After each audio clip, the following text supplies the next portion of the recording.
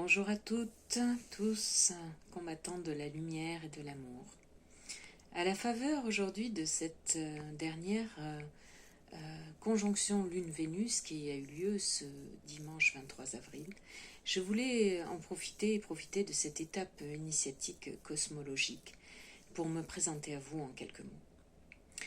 Je suis Constantia Inanna et je suis fascinée autant que guidée sur un parcours initiatique lumineux et aussi assombri par le mystère des expériences de l'âme qui ne demandent qu'à se dévoiler. En chemin vers le sens et la puissance d'une existence marquée par de nombreux chocs et marquée aussi par des pérégrinations erratiques dans la nuit noire de l'âme. J'ai à cœur aujourd'hui de transmettre un savoir vibrant issu de mes expériences pour vous aider, à l'instar d'Ishtar, cette déesse tutélaire souveraine, vous aider à sortir de l'ombre de l'amour et traverser les portes de votre existence pour qu'il n'y fasse plus jamais nuit. Comme j'ai pu l'effectuer même moi-même, même si le chemin n'est bien sûr pas terminé. Je ressens une connexion profonde avec l'archétype féminin décliné tantôt dans la femme mère de toutes les femmes, pure, originelle, et ou la prostituée sacrée, la maîtresse, la parèdre amoureuse du Christ. Autrement dit, cet éternel féminin qui est représenté tout à la fois par la lune, par Vénus, par la lune noire, ou Lilith, Ishtar, des noms que vous connaissez peut-être, ou peut-être moins. Une même icône, une étoile sur mon chemin, qui m'a mené à mon autre en soi. Une enseignante, autrement dit, très présente et réelle dans ce parcours du combattant, pour moi, chemin d'initiation à la lumière de l'amour. Chemin loin aussi de toutes les représentations pernicieuses du New Age, mais bien ancré et nourrissant une histoire personnelle riche qui me ramène à mes origines, confondues avec celle de l'humanité. Et c'est là où est la puissance retrouvée.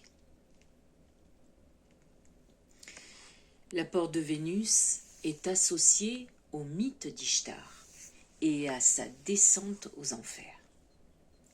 Cette porte est une porte parmi d'autres, un portail du mythe, l'entrée principale de la cité d'Uruk, royaume d'Ishtar. Son désir de conquérir le royaume des morts la fit descendre aux enfers. Elle traversa dans les enfers ces 7 portes, chacune lui retirant un de ses talismans, turban, bijoux, brassière, manteau, etc., et aussi de sa puissance. Ainsi, elle s'est retrouvée nue, vulnérabilisée et ayant perdu tous ses pouvoirs divins une fois la dernière porte franchie. Une de ces portes est la porte de Vénus. Peut-être que cela vous parle, tout ce cheminement.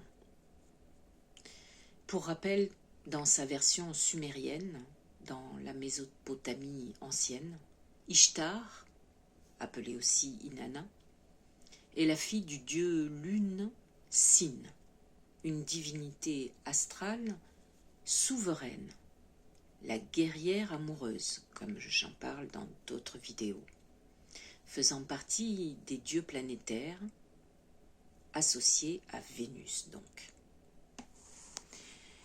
Dans sa faculté d'associer les polarités opposées, amour et guerre, ordre et désordre, normes et subversions, et même de provoquer leur inversion, de briser et transgresser les interdits en incarnant l'image d'un féminin affranchi de toute tutelle masculine, comme dans voilà, l'importance de cet affranchissement dans une société patriarcale telle que la nôtre. Eh bien, cette Ishtar s'apparente aussi à Lilith, plus qu'à Vénus presque. L'aspect bipolaire de la divinité découlerait du mouvement de l'astre de Vénus, qui se déplace, lui, nuit après nuit dans le ciel, se levant ou s'abaissant jusqu'à disparaître au-dessous de l'horizon.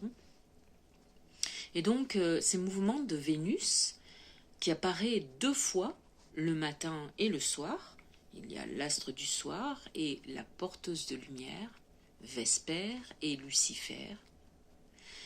Vénus est l'étoile la plus brillante dans le ciel, cette étoile du berger qui guide sur le chemin. Son éclat ne palpite pas, au contraire des myriades d'étoiles qui l'entourent, scintillantes et tremblantes. Inanna Ishtar serait ainsi avant tout la dame ou reine du ciel. Une déesse ayant notamment la faculté de réunir ceux qui s'opposent dans l'incarnation d'un de ces 7 astres errants du zodiaque qui deviendront les 7 jours de la semaine que nous connaissons. Tous issus bien sûr des 7 planètes principales. Vénus, donc, c'est cette planète ardente, la plus chaude du système solaire. Et c'est donc l'étoile à 8 branches d'Ishtar. Cette puissante et lumineuse, autant que proportionnellement sombre déesse. Vénus, dont la racine indo-européenne Wen signifie désirer. C'est la déesse de l'amour chez les Romains. C'est la déesse qui veillait aussi sur les gladiateurs, ces combattants hors pair, véritables archétypes herculéens. Vénus est apparentée au mois d'avril, que lui dédiaient les Étrusques, qui est sous l'égide aussi de Mars, le gouverneur du signe du Bélier qui régit le mois d'avril. Et c'est aussi le mois où la sève et l'énergie vitale, le désir, montent dans ce moment de recrudescence de la nature, de l'éveil de la nature. Dans la mythologie gréco-romaine, Vénus, donc qui est la mère des Romains, est mariée à Héphaïstos. Elle a connu aussi plusieurs passions, dont la plus fameuse est celle qui l'unit au dieu de la guerre, Mars donc. Un amour très fort qui explique pourquoi les 2 astres ne sont jamais très éloignés l'un de l'autre dans le ciel. Voilà tout ce qui nous parle d'un mythe de l'amour guerrier, autrement dit, qui réactive en chaque femme son désir d'être existentiel et d'aimer et d'être aimé dans la réhabilitation de son pouvoir libre et souverain. Et à cet égard, la voix des jumeaux cosmiques et alchimiques est un des catalyseurs de la puissance de l'amour. Alors, si vous aussi, vous vous sentez concerné par ce parcours de combattant de la lumière,